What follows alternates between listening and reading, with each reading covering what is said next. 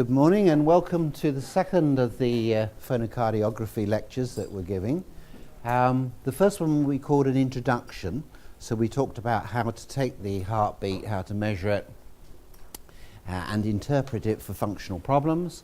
Today we're going to look at functional disorders, more of what is called the genetic system, in other words the heart rhythm and rates. So we've called this one functional cardiac testing. Now, since the introduction of this back in the update that we did in September in 2013, many of you come back and tried doing this with ordinary stethoscopes, which work really, really well, and also some of you bought digital ones. And what we found is that on the feedback from listening to the heart, everybody seems to weaken to listening to their own heartbeat.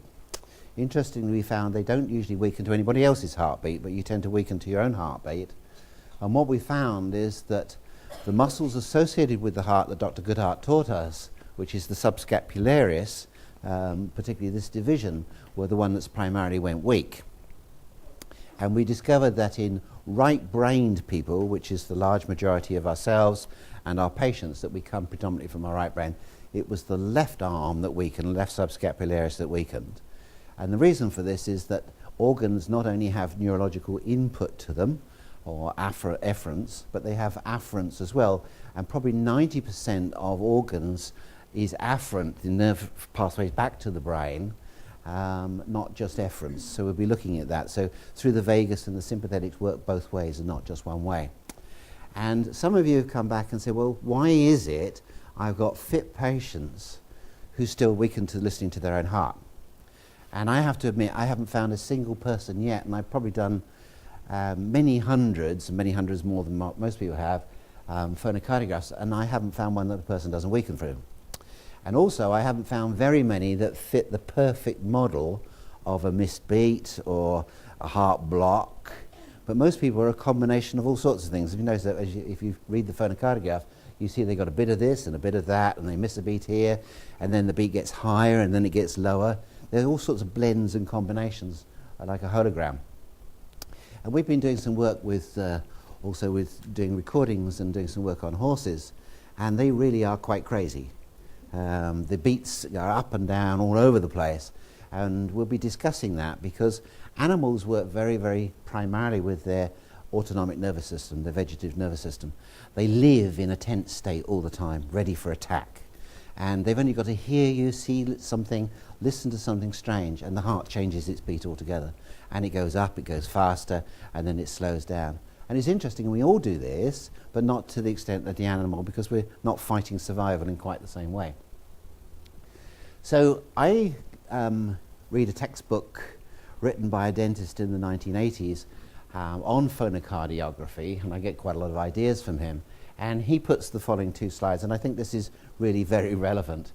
So those who have had occasion to make many heart examinations by means of the diagnostic apparatuses, such as the phonocardiograph, concur in the comment that a functionally sound or normal heart is as uncommon as a perfect set of teeth.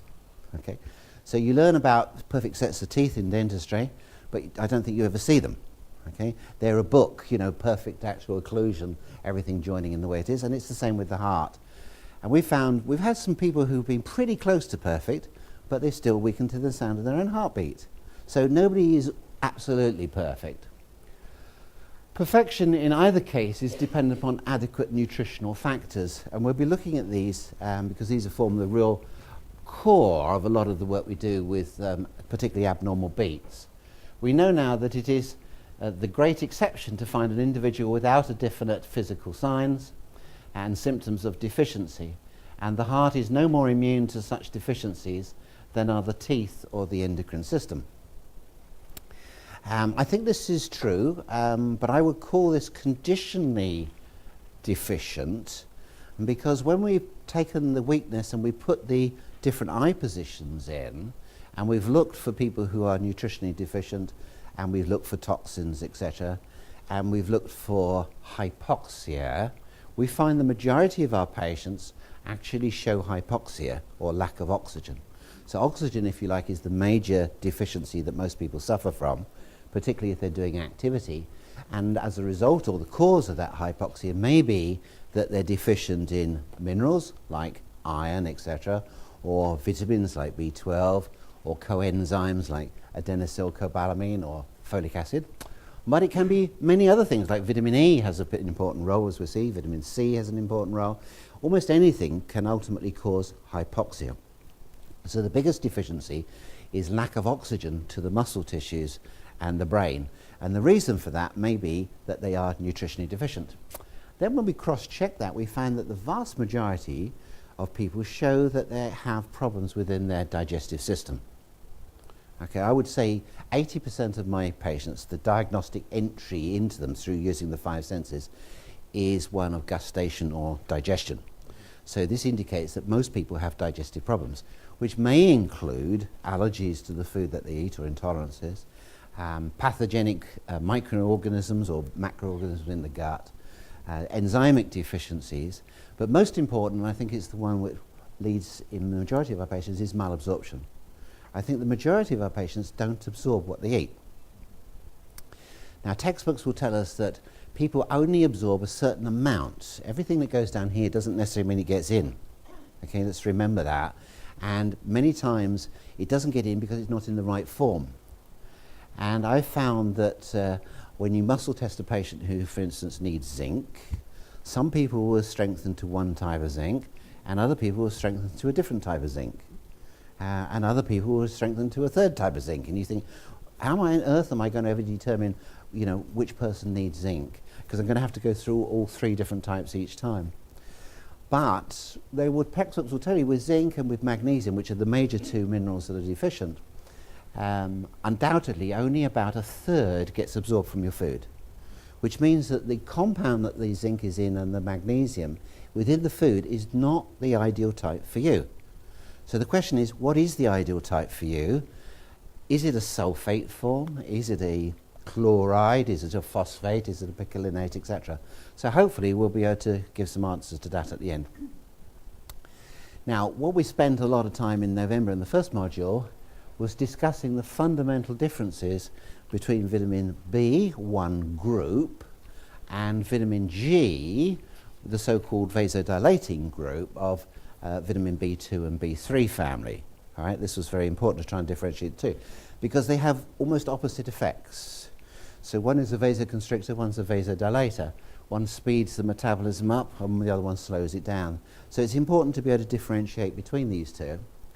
And we noticed that certain types of people, like with angina, ischemic problems, arteriosclerosis, would need more the B2 and B3, and possibly those predisposing to coronary artery disease as a result. Whereas other people had palpitations, atrial fibrillations, tachycardia, etc., and would need the B1 group. Okay? Now, it wasn't for a while until the penny began to drop that different sized people needed different types of approaches towards the B1 and the B2 group. And then finally, I realized that, of course, this ties in entirely with the constitution, with the body types of people.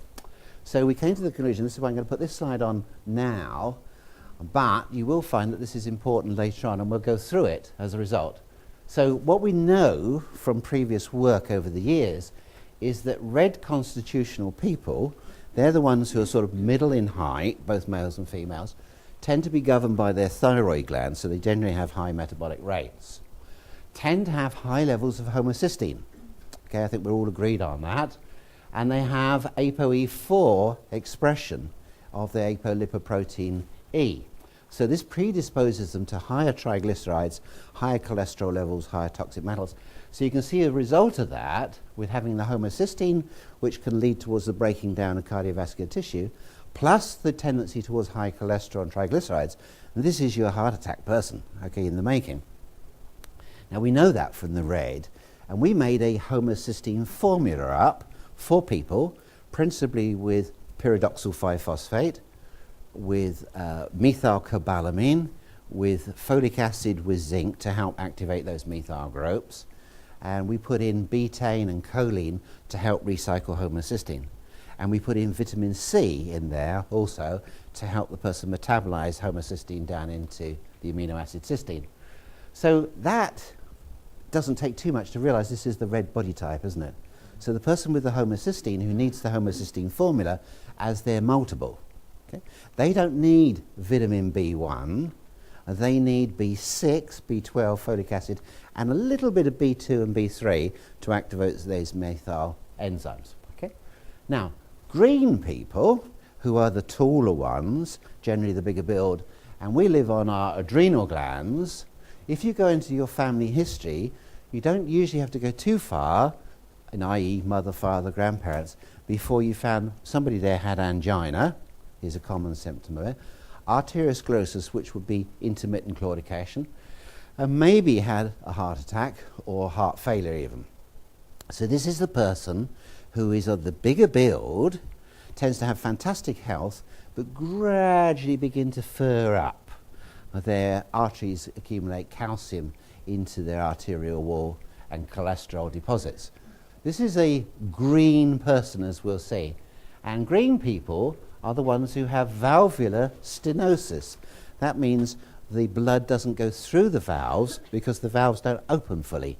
So as a result of that, you get this inability for blood to go from the atriums into the ventricles and the ventricles into the aorta. So you get this eddy current or whooshing back. And this typically they've found is response to vitamin B2 and B3. Okay? Now the arteriosclerosis of the cholesterol deposits and things responds to the so-called lipotrophic factors, which is choline, inositol and biotin.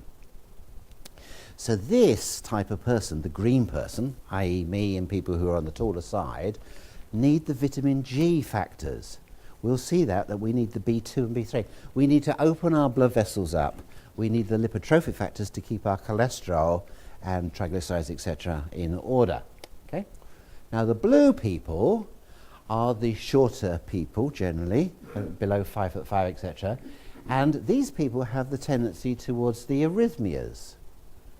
When you have somebody who's got an arrhythmia, it may be a fibrillation, it may be an irregular heartbeat, it may be missing beats, etc., but it's an arrhythmia and a valvular regurgitation, which means the valve doesn't shut properly, so you get a backflow once the ventricle contracts.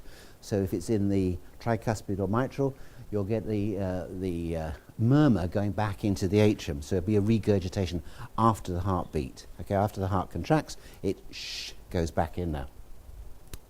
Now, this type of person needs B1. They need the vasoconstriction, and the B1, particularly with its partner, which is B4 or adenine, which is rich, as we'll see, in yeast and whole grain cereals, is what corrects the arrhythmia. Now, the arrhythmia we see is basically a misfiring of the pacemakers due to a lack of energy production. So electricity and muscle contraction rely very much upon ATP, and ATP relies upon being able to get enough nutrients, i.e. glucose, into pyruvate, and then from pyruvate into the Krebs cycle, and this is where the issue is, where we need the B1, etc. So we began to realize that the shorter type of people are the ones who tend to have the genetic problems. And by genetic we mean the firing sequences of the body. Well, the red people are the ones who are destined to get cardiovascular problems unless they modify that epigenetically by taking the right nutrients and avoiding certain foods, etc. And the green people generally are the people who are going to fur up. So we have to watch the cholesterols a little bit and the salty foods, etc., the things that we tend to crave, because we can have a tendency towards furring up as a result. So everybody can potentially get cardiovascular problems. And everybody can modulate that by altering their lifestyle and by taking the right nutrients and by avoiding certain food factors, environmental factors in their life. So we'll be coming back to that to realize that the different constitutions that we make are dominated by different glands and give us the exact replication that we found before of whether you're a B1 complex person, a vitamin G or B2, B3, or a B6, B12 homocysteine type of person. Okay? So these formulas give you a multiple. So for me, being a green, I need the B2 and the B3. Okay? Now, I should not really have B1. To give me B1 would speed my heart up. Okay? I need B2 and B3 to slow it and also to vasodilate.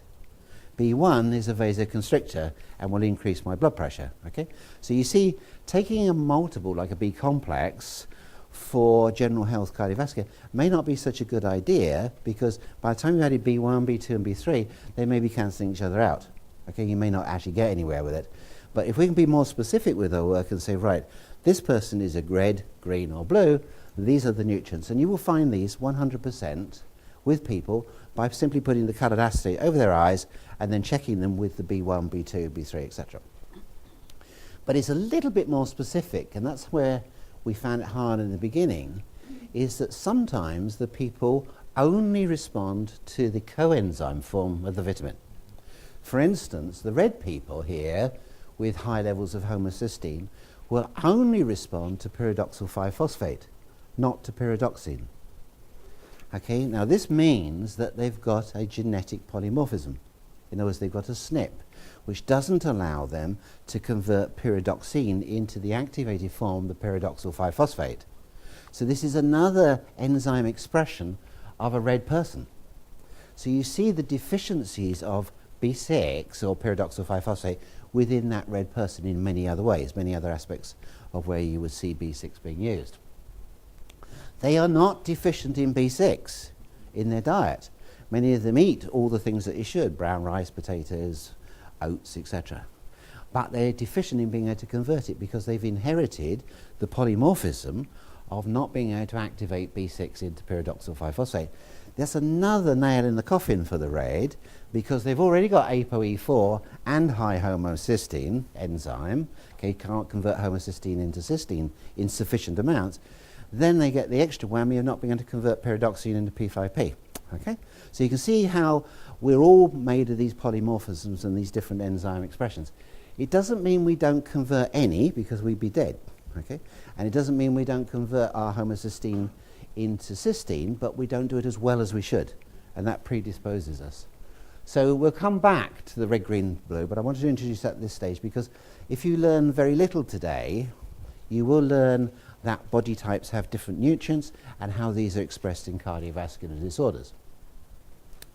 So let's look at phonocardiography, and we're going to be concentrating on the, not so much the sounds today, of the rhythms, etc., the muscular, which is what we did last time. And we said last time probably 80% of the patients that we're going to see are muscular, which would include valve problems. So a lot of valvular problems are muscular as well. And only probably 20% or less would be genetic problems, in other words, with the rhythms. But what we're going to show you today will be very interesting, because I discovered a lot of people do have arrhythmia. And they don't tell you because they've had it so long. And then you say, oh, just having a listen to your heart. And they say, oh, why? And you say, well, I'm going to, because the heart is a muscle, and this will help us to understand your whole muscular system and your energy production. I say, well, there's a little problem here. And they say, oh, yes, I know. I've had that for all my life or whatever. Or I'm on medication. But they don't tell you they're on medication. They take it just as if they're taking a sweetie. So they don't actually tell you they're on heart medication. And what my fascinating part is that most of the time the medication actually doesn't do anything. They've still got the arrhythmias, even though they're on the medication. They feel better. Oh, if I don't take it, my heart goes bum-ba-dee-bum-ba-dee-bum. And it may help to reduce it a little bit, but it doesn't stop the problem underneath, because the issue underneath is that primarily they're deficient. And they're deficient in their B1, their B4, or their B12, whatever it might be. Or they've got something interrupting their pacemaker activity.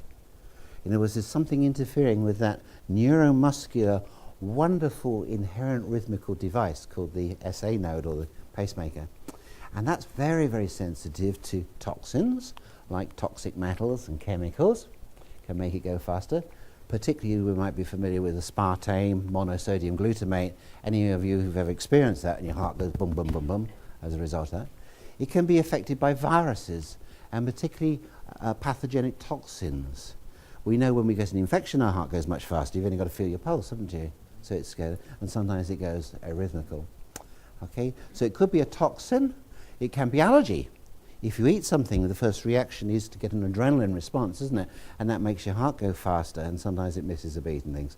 So the pacemaker responds to lots of different activities, not only biochemical, it could be structure, as we'll see. Mechanics very important because mechanics operate the vagus nerve and the sympathetics from the thoracic spine. And then there's this big upper higher self or emotional problems which can create problems with cardiac rhythms as well. So both subconscious memory problems and also conscious awareness. So we'll be looking into that during the day. So let's just refresh ourselves on where we got to. So this is more for the benefit of people who didn't do the first course and a little bit of refreshing for those who did. So what we've got to remember here is the normal heart sound. And Dr. Goodard always taught us that if you can recognize the normal, you know the normal inside out, you can then recognize the abnormal. The abnormal is not difficult once you know what is the normal. So the normal of the heart sounds. So remember here, we're listening to the heart sounds, not an electrocardiograph, but a phonocardiograph, and as we're listening to it.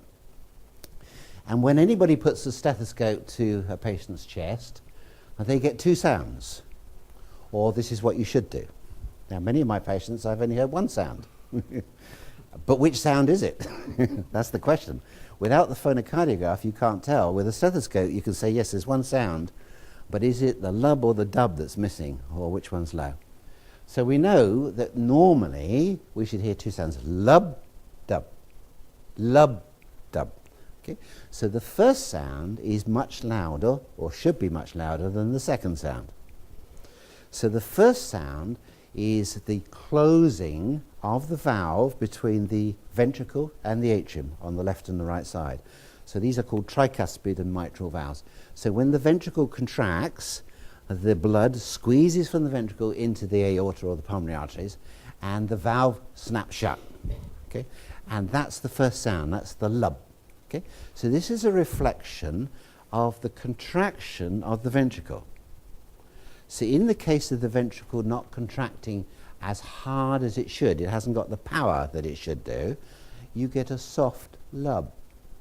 Okay, do you understand that? So in other words, you're not getting a hard sound, a good loud sound, and because it's not shutting hard enough, the gates aren't closing in the same way of a good contraction of the ventricle. So when you get a decreased first sound, the first thing you think about is the muscle isn't contracting properly.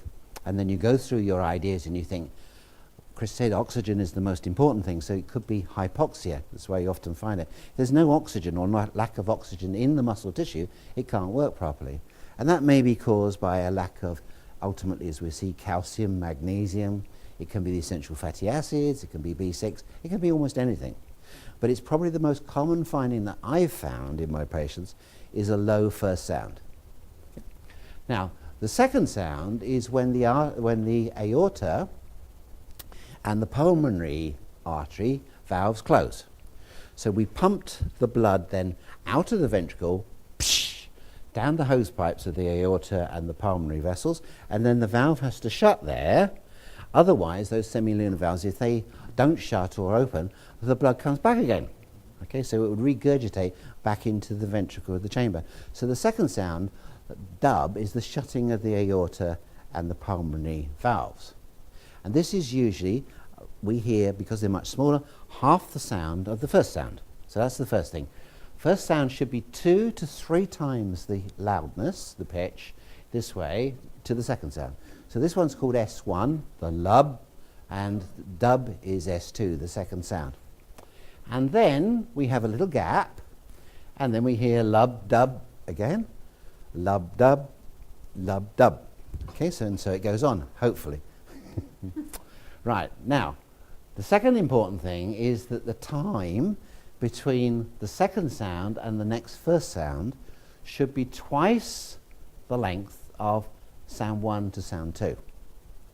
Okay, so the sound 1 to sound 2 is what is called the working period of the heart, when the heart works. The second resting period between S2 and S1, the next S1, is called the resting period. Okay? Now this is really, really important, if you remember. So if we squeeze our hands and fists together, and then let them go. right? So when we squeeze our fists together, what's happening is we're contracting our muscles, and the blood going down the radial and the ulnar arteries there, and then down the smaller arteries, and then the arterioles to the capillaries. By the time it gets to the muscle, into the muscle, and the muscle is contracted like that, there's no blood going through. This is why simply you can't keep holding a contraction forever, because you get ischemia or lack of blood in there. So when you relax that, that's when your blood flows. That's when your hands feel great as a result of it, and you can feel the rush of the blood in there. But this period of time is about 0.8 something of a second, if you've got a pulse of 72 times a minute. So it's about 0.83 of a second. So in that period, we get the working time of the heart, and we get the rest. And the rest should be twice the length of the working period. Why? Because that's the time the heart gets its blood supply. The first artery off the aorta is the coronary vessels. Okay? Don't forget that. Okay? Rather important. And the coronary vessels feed the muscle of the heart, particularly the ventricles. And as we met before, amazingly, the size of the ventricle in many humans can be up to 4 centimeters thick. That's a lot of muscle in that particular left ventricle. That's a big bit, isn't it? And if you remember, with certain deficiencies, particularly vitamin E deficiency, we can get necrosis of that muscle, and the muscle can just burst. So the heart can literally just burst from one contraction of the ventricle, and it just hemorrhages. Okay? And you're dead quickly then. And that's a blowout like on the car. And that's been done experimentally with animals, where they deprive them of vitamin E, and just vitamin E, the only nutrient that they deprived in their diet. And 50% of the cattle that they did this on died of a heart attack or a burst heart with no warning at all, no predisposing factors, no symptoms that was apparent. So nutrition does play a very big important part. Which is strange, because people are beginning to listen to this now, aren't they? Beginning to hear a little bit more in the news about this now, which is good.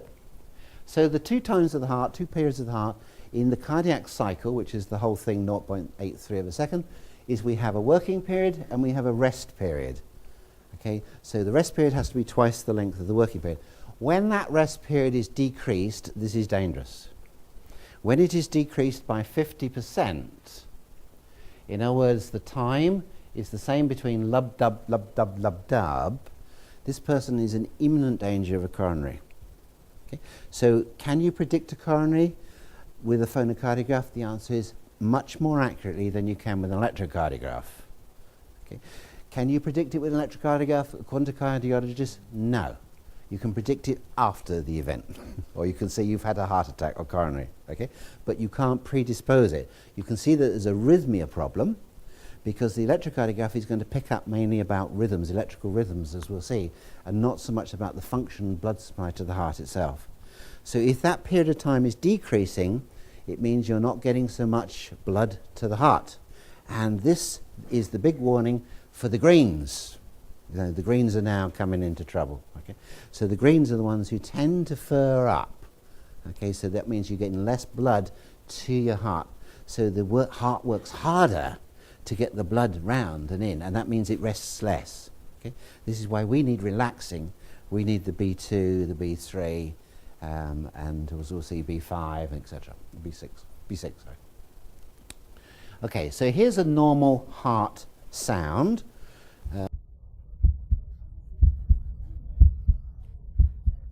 So listen carefully, and you should be able to detect lub-dub, lub-dub, lub-dub, all right? That's normal sound. Anything else is abnormal.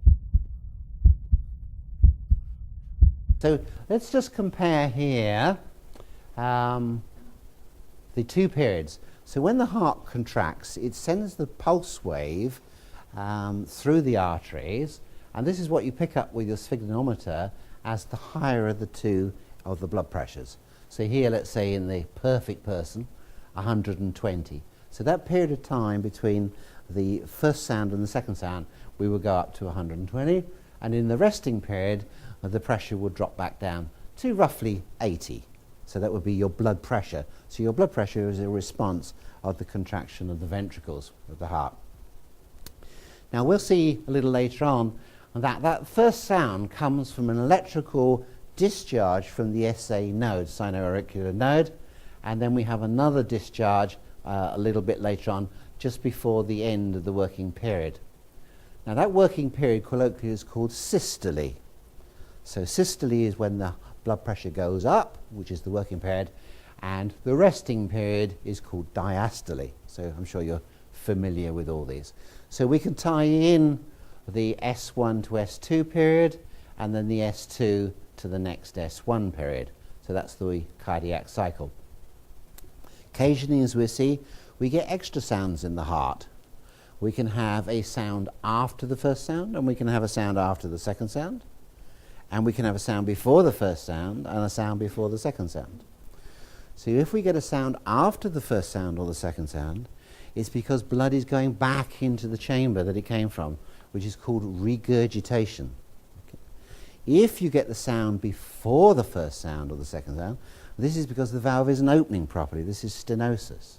So stenosis means the valve doesn't open properly or fully, whereas regurgitation means it hasn't lost its power, which is usually a muscular problem. You're getting regurgitation, so it's flowing back into the chamber where it came from. So anything different from the first sound being twice the height of the second and the distance, the resting period, anything different is abnormal. So just as Dr. Goodhart taught us, what's normal is twice the sound, twice the height for the first sound, and twice the resting period for S1 to S2 to the next S1. So lub, dub, we talked about that, rest period twice as long.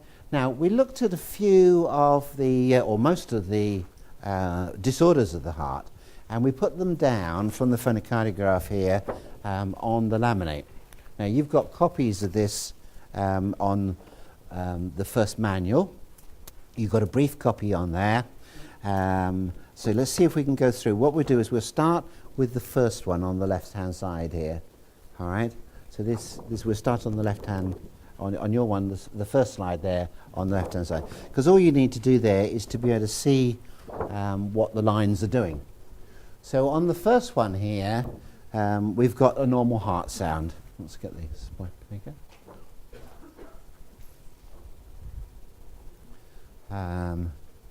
So here we've got our normal lub-dub. And then on the second one here, we've got a diminished first sound. You see the sound of the first one is less than on the first one. And that is the usual thing of that I find. More often in my practice, a diminished first sound than anything else. Okay, and remember that's because the muscle is not contracting enough. And then the next one down is an accentuated first sound. That means it's shutting harder, okay, than what it would do normally. It's making a louder noise. Okay? And this sometimes can be due to thyroid problems. Now the next one down is a diminished second sound. And the second sound is the return potentially of blood from the aorta and the pulmonary, and is a reflection of the blood pressure basically. And this is often regulated by the adrenal glands. So somebody who has a low second sound normally has hypoadrenia. In other words, their blood pressure is dropping, they're in an exhausted state. A person who has an accentuated second sound is probably a hyperadrenia. They're in an overexcited state. Right? So the first one is the diminished sound, which is often associated with hypoadrenia. And the second one, the accentuated second sound, is with hyperadrenia. Then on the bottom of this page we have diminished first and second sound. This is our patient who's knackered. Okay? So they're in a hypoadrenic state, they're just exhausted. Okay? And they're getting dangerously low, because sometimes you can barely see a sound at all. When you pop the patient on the table and you listen to the heart, you're lucky if you can hear it. With the digital, luckily you can put the amplifier on. A lot of people, you don't need the amplifier, but in these people you do. And what we do then is we bend them also forward sometimes, so the heart drops forward so you can hear it a little bit more. Okay, this is very important.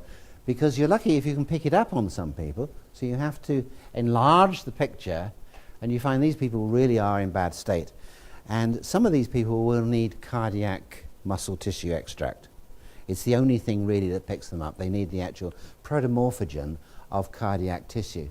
So they may need their vitamin Bs and their other factors as well, particularly maybe calcium, maybe magnesium, but they need the heart tissue the protomorphogen to actually get the heart to really work. Now on the second side here on the first one, we've got an impending heart attack or myocardial infarction. See here where it's underlined in red, round in red, see the time distance is the same as the working period. So the resting period is the same as the working period. If you see this on your patient, do something about it. If you see it on yourself, do it fast. Okay.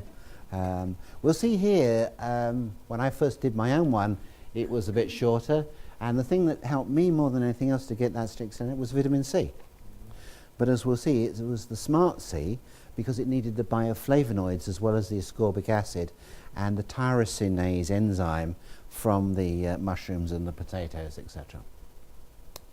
Right, the next one down, these are all functional problems. All right, in other words, this is all what we call a functional muscular type of problem. We have a slow heart.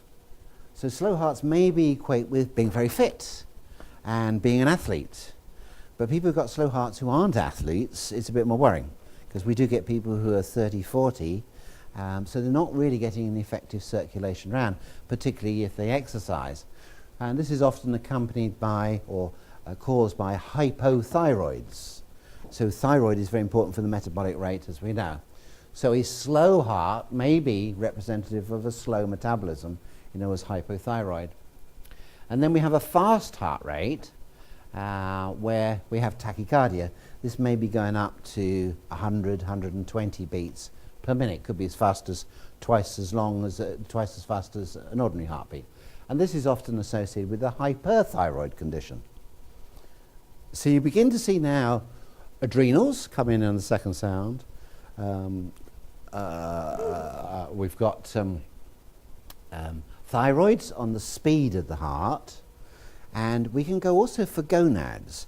Now gonads produce, in both males and females, testosterone, as do the adrenal cortex, and testosterone is involved with muscle development and muscle power. Okay? So this reflects often in the first sound, and it will be the first sound because the big muscle is the ventricle muscle, and the first sound is a representative of that being working. So low testosterone could be involved in one of the factors of the low first sound. So again, we don't inject the person with testosterone, we look for the factors that can help that person to build it up a bit.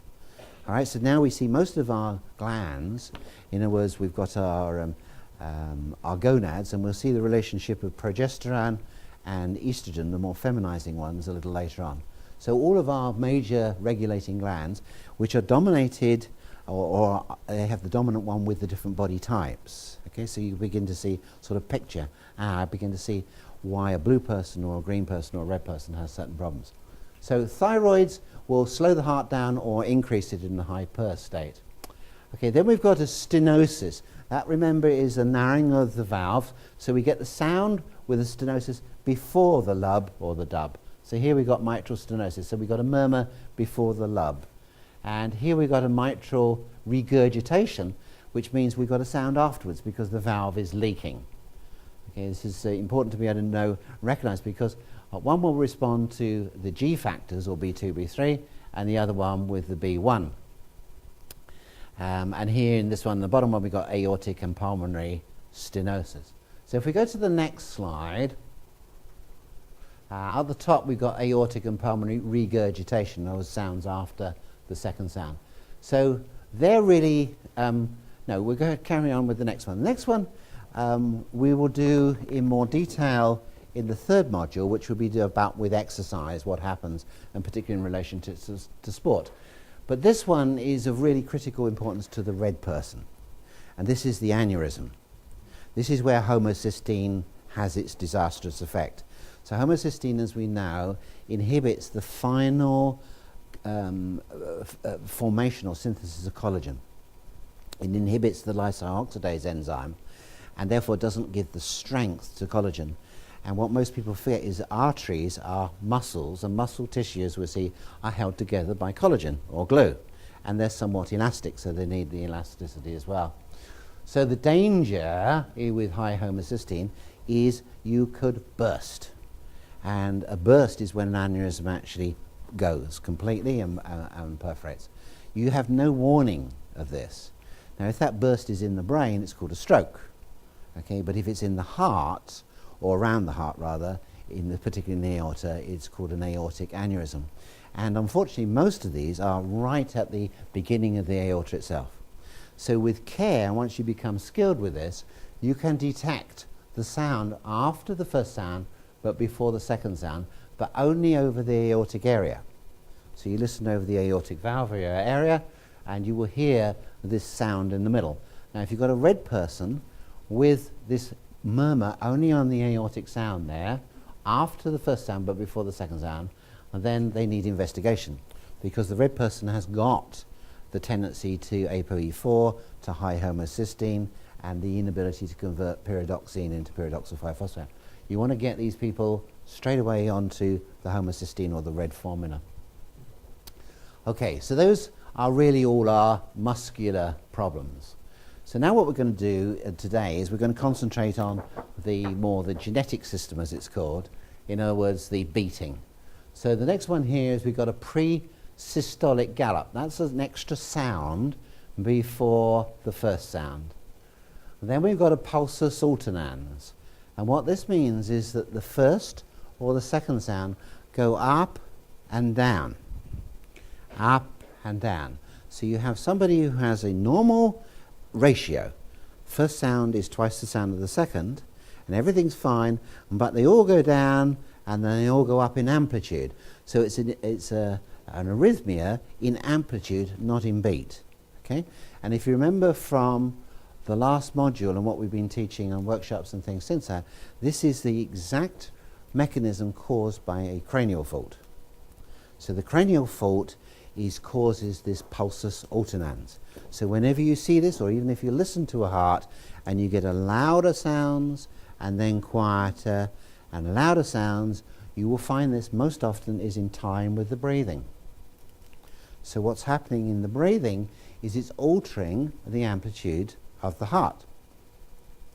Now we know that the heart rate increases on inspiration and decreases on expiration. This is called the normal heart rate variability. But what doesn't normally happen is the contraction of the heart. The power of the muscle contraction of the heart doesn't change. The heartbeat changes, but not the output. Okay? So when you start to see this output changing up and down, it's what Gary called, when he saw it on himself, when we were first of all playing with the phonocardiograph, he said this is a Mexican wave, he called it. So the Mexican wave, it goes up, the first sounds, and then it goes right down, and then up again. And when you see that or you hear it, you know there's a cranial fault.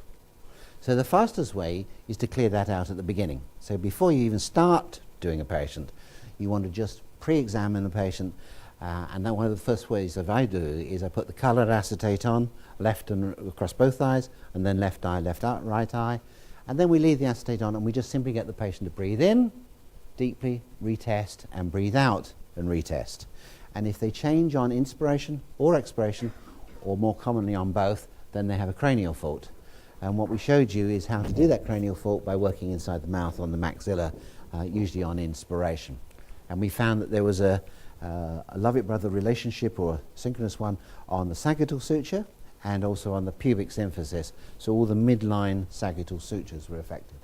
So pulsus alternans, if we come across that, we think cranial. Then we've got a sinus arrhythmia. This is when the HM is beating irregularly, maybe very slow. But usually, as we'll see, the ventricle can beat faster as a result of the slow, but we will find these rhythm problems here are due to the pacemakers. And you're going to, by the end of the morning, be able to determine which pacemaker and hopefully what to do about it. All right? Or at least I'll give you some clues about it. Okay? But the most important thing for you is to be able to diagnose it in the first place. Okay? So a sinus arrhythmia is usually associated with the sinus SA node interference here. And then we have an extra systole, which means we get like an extra beat within the cardiac cycle. Now this often is accompanied but goes very frequently with a dropped beat. There, this one. So this one is a drop beat and this one's an extra one. Sometimes they go together. If you just pop your fingers on your pulse, on your radial pulse, and just while we're chatting away here, just have a feel of your pulse. And in a lot of people, it beats very nicely, very rhythmical, and then it suddenly stops. and you wait for it to restart. And it always does, luckily. Otherwise, we'll get the defibrillator out. Okay. So we usually beat up. Now, I used to find when I was at college and we first started doing cardiovascular messing around with stethoscopes, I got really worried because I would miss a beat. Sometimes it would be every 10th beat, sometimes it would go longer. And then for many years, it seemed to be all right again. And then sometimes it comes back again. Sometimes if you eat something in the evening time and it's sort of, you're a bit allergic to it, or you have too much alcohol, you can feel your heart thumping away. And sometimes you can feel it in your blood vessels around if you're sort of quietly resting there and you can hear thump, thump, thump, thump, thump, thump. And you think, ooh, come on, restart, restart. And sometimes you get a thump, thump, thump, thump, thump, thump, thump, thump. Okay, and that's an extra beat, an extra systole that's crept in there. So these are abnormalities in the firing of the SA or the AV nodes, as we'll see. They're electrical problems, okay? These are very different from the muscular problems. Your heart is still working, it's no need to worry about it. And you don't usually die from these things, but they can cause a lot of distress. So that's the extra systole. And then at the top here, we can have what's called a block. So on this one, we've got the bundle branch block. So here we see the first sound split. So you should see that nice like a W on the first sound each time, but sometimes you get it split and it looks as though it's a longer first sound. It's much wider than what you'd expect. So it's like a WWW like that and then along. And what's this called is a bundle branch block, which means that the valves on the tricuspid and mitral valve are not closing synchronously. So one's firing before the other, one's closing before the other. And this is because where the electrical potential charge comes from, as we'll see from the SA node to the AV node, and then goes down the bundle of His, which is down between the septum and the ventricles, and then round into the chambers. And if it's not exactly at the same time, okay, one fires off before the other, one ventricle will contract before the other one, and that's called a bundle branch block. All right? So this is when you get the split first sound, or you can get the split second sound similarly. But it's the split that when you see that first sound, that's called a bundle branch block. And we'll see the reason for this is something's happened to the electrical flow from the SA to the AV to the bundle of His. Okay? Now, interestingly, as we'll see, all those different sections have different speeds of transmission of conductivity. And so you'll be able to pick out where the problem is with the person who has an electrical fault. So that's our bundle branch on the left or on the right, depending upon which one it is. It's probably irrelevant. What matters is what we're going to do to get it back into beating together. And then we've got a reduplication of the second sound. So this is like a lub, dub, dub, lub, dub, dub. This again is a misfiring. And then you've got a complete second, a complete heart block.